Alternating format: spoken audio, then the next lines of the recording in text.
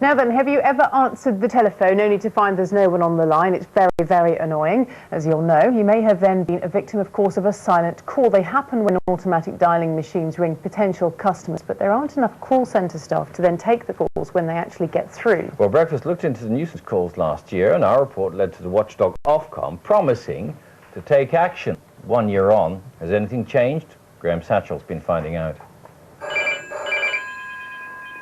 Irritating, frustrating, alarming. Hello, St Mary's Vicarage. The silent call. Hello. Andrew Bullock has been having them for about 3 years. Hello, St Mary's Vicarage. Hello. When you start getting them repeatedly, some people have told me that they're getting them each afternoon, and that's continuing now, let alone 3 years ago, and it starts to get a bit irritating, to say the least. Andrew asked his parishioners if they were getting the calls. More than 2/3 said they were angry about it and complained to their local MP. Parishioners like Anne Cloney, who lives on her own. 2828. I wondered if they were heavy breathing calls. Hello. I didn't want them because I hadn't asked for them. I enjoy having calls with friends and relatives, but not with strangers who I don't know at all. Hello. Margaret Tyler, another parishioner, also gets the calls. Most silent calls come from call centres. They use automatic dialing equipment, and if there aren't enough sales staff to talk, the call is dropped. To me, it is a nuisance, but I do feel that it's something that should stop. Ofcom, the industry regulator, has tried to do just that. Fines have gone up to £50,000, and instead of silence, call centres are meant to leave a recorded message. So is it working? Hello. This is the National Blood Service call centre in Northern Ireland. They ring around 50,000 people a week to remind them to give blood. About 3% of their calls are abandoned. That's more than 70,000 silent calls a year. I have to admit that we were not worried about it a couple of years ago.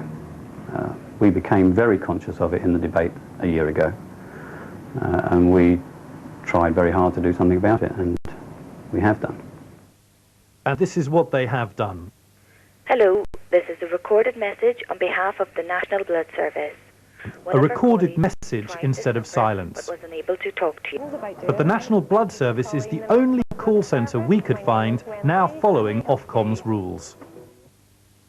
Westminster, John Hemming is the MP for the parishioners of St Mary's Church in Birmingham. He says silent calls are still being made, no one's been fined, Ofcom aren't doing their job properly.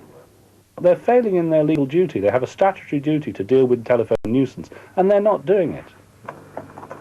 John Hemming has put down an early day motion in Parliament calling on Ofcom to implement its own rules.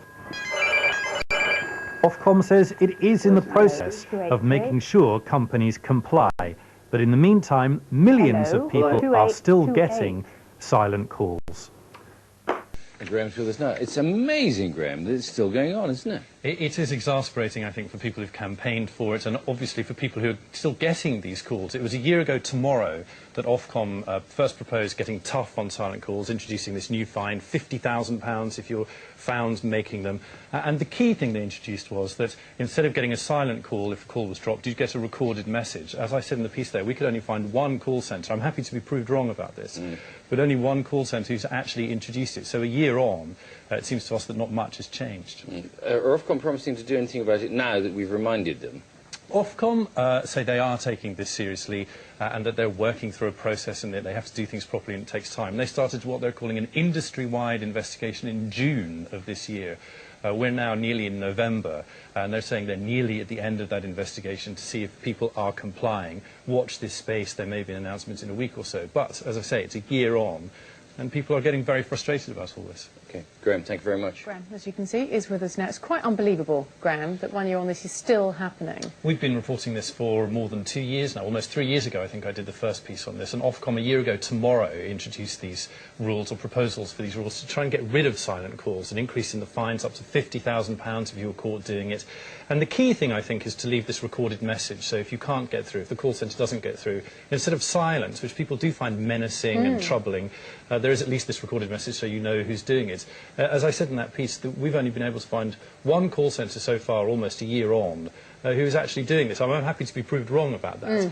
But it's very infuriating, very exasperating for people still getting the calls, and also, of course, for campaigners who've been trying to stamp this out. Yes, so what happens next? Well, Ofcom say they are taking this seriously. They have to follow a very kind of clear procedure about this. They've been doing an investigation, they say, since June into whether people are complying with these new rules, and they've done the analysis and they're now looking at it, and they're expecting to announce something in the next week or so. But campaigners are saying, well, it's been a year since you announced all this stuff. You're just going to, it's too little too late. And what final bit of information, because most of the emails have been coming saying we still don't know, what do we need to do to stop these calls from coming in? The best thing you can do is sign up to something called the TPS, the Telephone Preference Service, which should stop most of these marketing calls as well as the silent calls.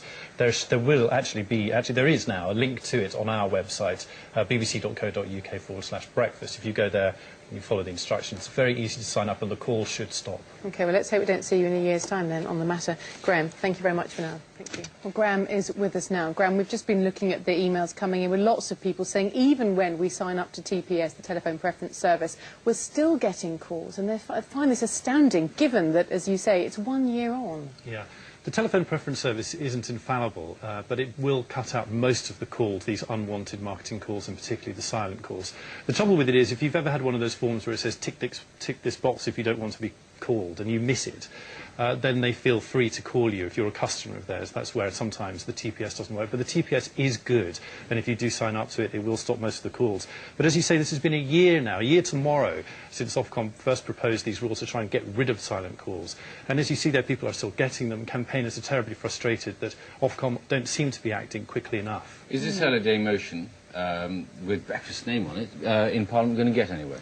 Well, you know the thing with early day motions, it's really just a way for MPs to sort of vent their anger, and it's a way of putting public pressure on official bodies. Ofcom, in their defence, have given us a statement where they say that they are taking this very seriously, that they have to follow the procedures. They're in the middle of what they call an industry-wide investigation to make sure that people are complying with these new rules, and that there should be an announcement, we think, within the next couple of weeks. But as yet, no one's been fined. They put the fines up. But the campaigners are saying, what's the point of doing that if you're not going to actually use them? All right, Graham. Well, thank you very much for now. And if you do find silent calls still finding them a nuisance, you can find out how to limit them on the website, bbc.co.uk, of course, /breakfast.